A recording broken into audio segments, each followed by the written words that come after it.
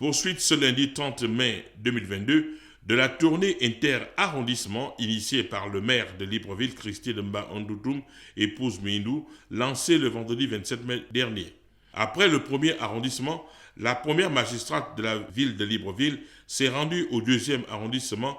L'objectif de cette tournée vise à trouver les voies et moyens pour mettre un terme à la problématique de l'insalubrité à Libreville. Une préoccupation des hautes autorités du pays, en tête desquelles le président de la République, Ali Bongo Ondimba.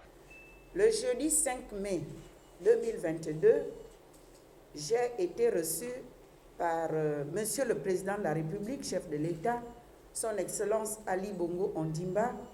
À cette occasion, j'ai présenté au chef de l'État la situation de la commune de Libreville.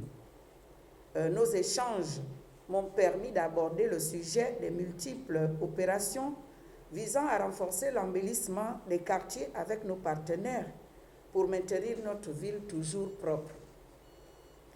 Au regard de l'approche du 17 août 2022, marquant les festivités du 62e anniversaire de l'indépendance du Gabon, les 6 arrondissements doivent changer de visage.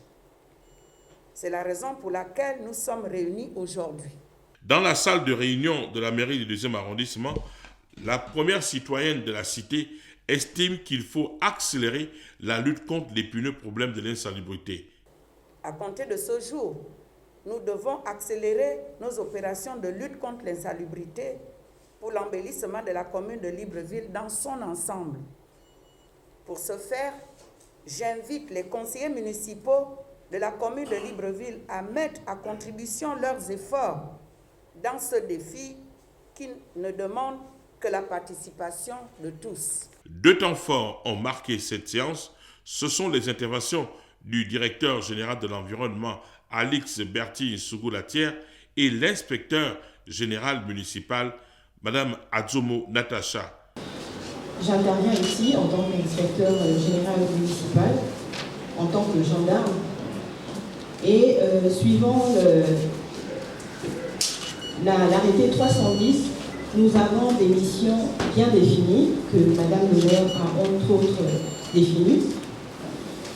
Donc il s'agit du curage des caniveaux, de la gestion des garages anarchiques qui nous pose un gros problème dans la ville, l'écoulement des eaux issues des ménages, et l'inspection a pris des mesures.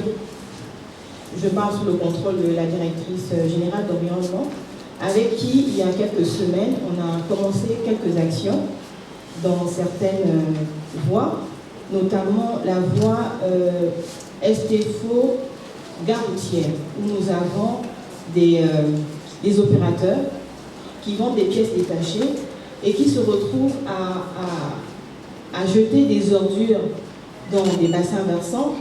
On retrouve des caniveaux totalement obstrués. Et donc, nous avons mené donc ces actions-là, où un programme sera défini et présenté à Madame le maire pour chaque semaine avoir des brigades sur le terrain qui non seulement seront là pour sensibiliser donc ces opérateurs-là et même les riverains, afin de pouvoir mener des actions qui feront en sorte que notre ville soit propre. Donc, au niveau de la direction générale de l'environnement, les points suivants donc, sont à relever.